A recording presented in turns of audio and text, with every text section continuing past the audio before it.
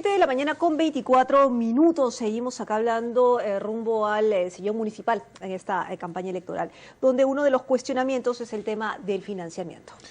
Así es, y el Tribunal de Honor del Jurado Nacional de Elecciones tiene capacidad para desde ese espacio y desde esa tribuna sancionar ética y moralmente a aquellos candidatos que de alguna manera incumplen con el pacto o los acuerdos a los cuales se comprometieron. El presidente de ese tribunal es el doctor Walter Gutiérrez y esta mañana está con nosotros, Carla. ¿Qué tal? ¿Cómo Bienvenido. está? Gracias por estar con nosotros. Gracias a ustedes. ¿Qué tal? Bueno, señor Gutiérrez, digamos, ¿cuál es el papel del Tribunal de Honor del Jurado Nacional de Elecciones en este momento en el tema del financiamiento? Porque no queda claro, finalmente los candidatos cada vez que se les pregunta, lo que mencionan es voy a esperar hasta el final de la campaña para dar, ¿no es cierto?, los datos. ¿Eso es así o se tiene que dar y rendir cuentas sobre esos gastos?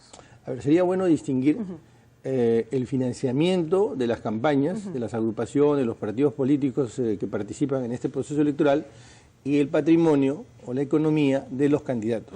Son dos cosas distintas, podemos hablar de las dos. En relación al financiamiento, existen normas que establecen que las agrupaciones políticas que participan, los candidatos que participan, tienen que presentar una suerte de presupuesto, una proyección de gastos y al final tienen que presentar el resultado, una suerte de balance de estos gastos, estos ingresos, proyección de ingresos y estos gastos que se han concretado. El problema es que no hay sanción para eso. Y como no hay sanción para eso, finalmente esa es una norma que no se cumple.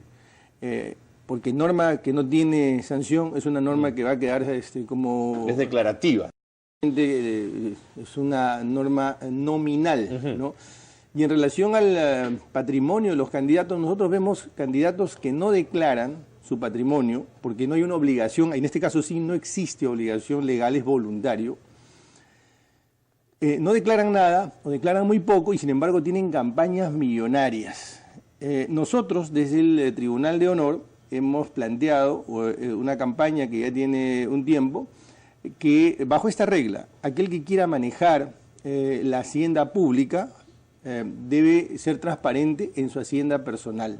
Porque para nosotros el principal problema actualmente en todas las instancias de gobierno, local, regional y el central, todas las instancias, el problema es la corrupción.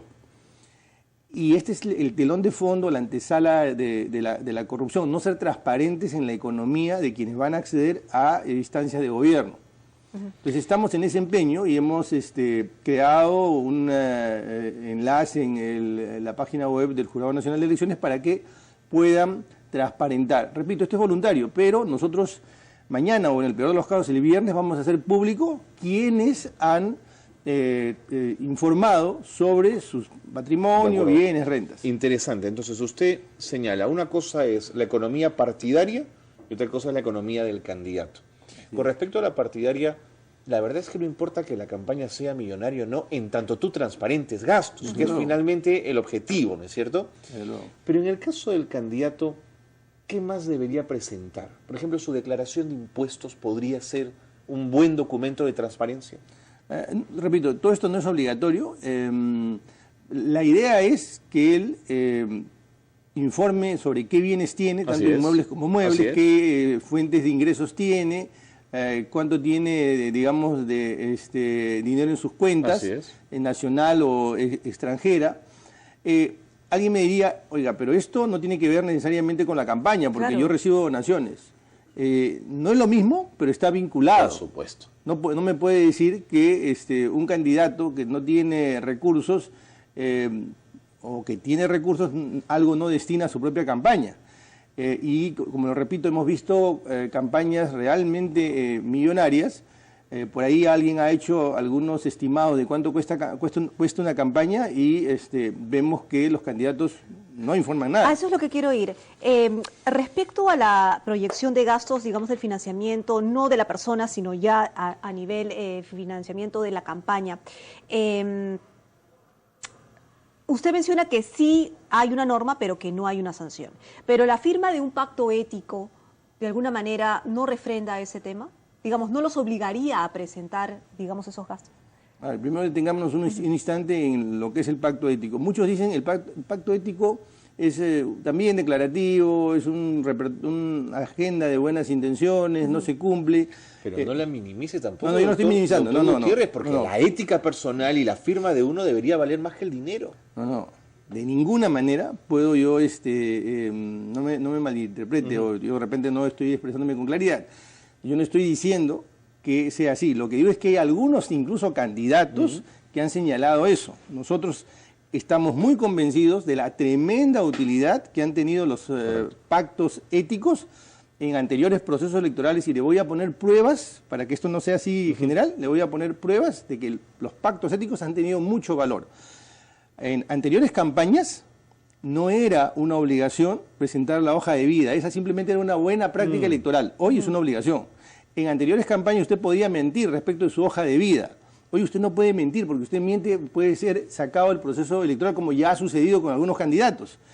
Usted no tenía la necesidad de presentar planes de gestión, planes de gobierno. Hoy es una obligación presentar. Bueno, todo eso anteriormente ha estado en los pactos éticos. Hoy no está en la normativa que usted presente su información económica o que se le sancione por no presentar sus balances. En el futuro, si los medios, ciudadanía y el tribunal hacemos un esfuerzo, en el futuro eso formará parte de la normativa y entonces mejoraremos la institucionalidad. Entonces sí sirven los pactos éticos. Ahora, pero para aterrizar y tener cifras concretas, ¿no es cierto? Entre los candidatos, que obviamente están en campañas, dicen tú gastas más, tú gastas menos, tú gastas no sé cuánto, de dónde viene la plata, qué responde. Bueno, no lo quieren hacer, muchos de los candidatos han mencionado van a esperar hasta el final, aunque la norma les pide dar, digamos, un adelanto.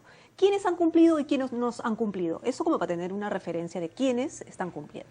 Bueno, el día jueves, mañana y viernes vamos a presentar cuántos y quiénes han cumplido. Lo que le puedo decir por el momento en cifras gruesas, por ejemplo, de los 13 candidatos, solo 9 han cumplido hasta la fecha, de los 13 candidatos para Lima. De los 19, me parece que hay en el Callao, solo 5 han cumplido en presentar. A nivel nacional, estamos en el 40 y tantos %, menos del 50% ha informado, estoy hablando del patrimonio personal. En relación a la proyección de ingresos, todos han cumplido, porque de no haber cumplido no participarían. El problema no está en que presenten, claro. El problema está en que sea consistente eso y que finalmente presente su balance, su resultado. Al final del día es que vamos a tener, o del proceso, que vamos a tener que ver quiénes cumplieron. Hay muchos candidatos que dicen, yo voy a presentar al final, porque la norma, pero al final no presentan nada porque, repito, regresamos al inicio.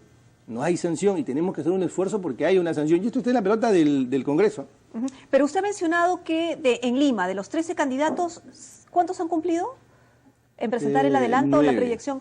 9. De los que no han cumplido son los principales que están en carrera electoral. Los principales han cumplido. Los principales han cumplido. Sí, se han cumplido. ¿Los cuántos? A ver, comprenda que yo soy presidente del Tribunal de Honor y no quiero adelantar. dar nombres. Pero ya al final vamos a hacer un informe. En otros países, en las campañas electorales, los donantes de las campañas aparecen con nombre propio y con la cantidad que aportan. Y el límite. Exactamente. ¿Por qué en el Perú esto termina siendo una cosa media misteriosa? Uno no quiere aparecer en listas, prefiere no estar. Algunos ponen plata a todos los candidatos para asegurarse quizás en algún momento relaciones a futuro. ¿Qué lectura tiene de eso, doctor Gutiérrez? Mi lectura es que hemos ido avanzando en términos de institucionalidad, de normativa electoral, pero aún tenemos una normativa débil, dispersa, desordenada. Y en términos de ciudadanía no estamos todavía tomando conciencia de la importancia de este tema, el tema económico en las campañas. Yo hago una reflexión básica.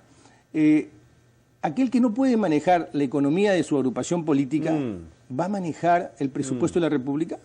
Demuéstreme usted primero que usted es ordenado y transparente en la economía de su movimiento y de su hacienda personal, y yo le voy a dar mi voto para que usted maneje la hacienda pública. No le demos el voto al que no es transparente, al que no es ordenado en la hacienda de su movimiento político ni en su hacienda personal. Pero si no está obligado. Pero es que tenemos que ir hacia eso. Hay que modificar entonces la ley. Desde luego, decía que esto esté en la cancha, la pelota esté en la cancha del Congreso. ¿Cree usted que en estas normas a mejorar habría que exigirle al candidato, por ejemplo, que declare qué cantidad de impuesto a la renta al año tiene, por ejemplo, que pagar? Sí. ¿Sería un dato interesante? Sí, además, Recuerde que a nivel de la Corte Interamericana de Derechos Humanos hay un estándar. Quienes no están en la vida pública, quienes están en la actividad privada, pueden apelar a su derecho a la privacidad, a la privacidad económica.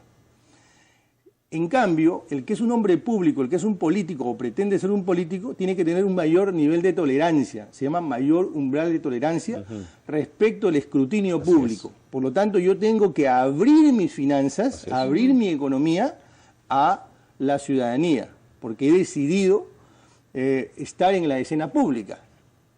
Esto es lo que tiene que tener claro la ciudadanía, porque lo tiene que exigir, tenemos que exigirlo. Ahora, en base a eso, cuando nuestras autoridades electorales, en este caso dice usted entre mañana y el viernes puede ser, la población va a saber antes de las elecciones quiénes antes de han las surgido, elecciones quiénes nosotros no. Vamos a informar.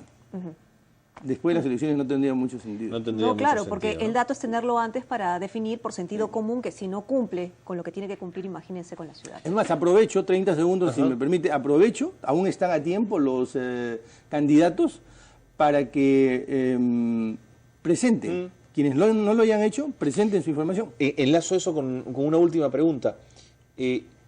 Esta cantidad de agrupaciones que no lo han hecho, ¿intuye usted que lo hacen por un tema de ignorancia, de desconocimiento de la ley, o porque hay un tema de vivezas, astucias y pillerías por parte de las organizaciones políticas? Bueno, yo quiero creer que lo hacen por falta de información, por cierta improvisación, porque si lo hacen porque no quieren transparentar su economía, entonces creo que ahí estamos ya frente a personas que no van a ser transparentes ya en el cargo. Y aquí también yo aprovecho para decir plantear una de las reglas o ideas que han gobernado, digamos, al tribunal en este punto. ¿De qué tan transparente sean en el momento de la campaña? Nos va a decir qué tan transparente van a ser en el ejercicio del cargo. Ahora, pero ¿es válido decir que hay falta de conocimiento cuando muchos de los que están postulando están yendo a la reelección? ¿O por lo muchos que están postulando tienen vida política? ¿O han hecho vida política? En el caso de los que están yendo a la reelección es aún, yo diría, más gravoso, más urgente que sean transparentes. De hecho, algunos han mencionado, como yo soy funcionario público, yo ya declaro, así que no tengo necesidad de declarar. Esto no es así. No es así. Doctor Gutiérrez, nos tenemos que ir ya, pero aprovechando que está usted aquí, vuelve a estar en el bolo para defensor del pueblo. No me pida que repita lo mismo, la vez pasada. Es que queremos saber si ha cambiado de opinión. ¿Va a aceptar usted el cargo en caso sea elegido? Yo me estoy enterando por los medios de lo que está sucediendo. Como dije en aquella oportunidad, espero que elijan, les deseo la mejor de las suertes. No me han comunicado oficialmente nada, por lo tanto no me doy por notificado. Pero bueno, si lo notifican, ¿usted aceptará formar parte de esa terna? En este momento estoy como presidente del Tribunal de Honor, esa es mi función, le repito la frase. Como político, no, le repito la frase, permítame, le repito la frase. Mi itinerario, mis intereses, mi itinerario profesional, en este momento está en otra dirección, no me interesa el tema. No le interesa, así lo llamen, lo citen, lo traten de... o se ha sentido ya muy maltratado por las últimas veces. Esa misma pregunta fue de la Le pregunto, porque puede haber cambiado de opinión. No he cambiado de opinión, estoy en la misma posición.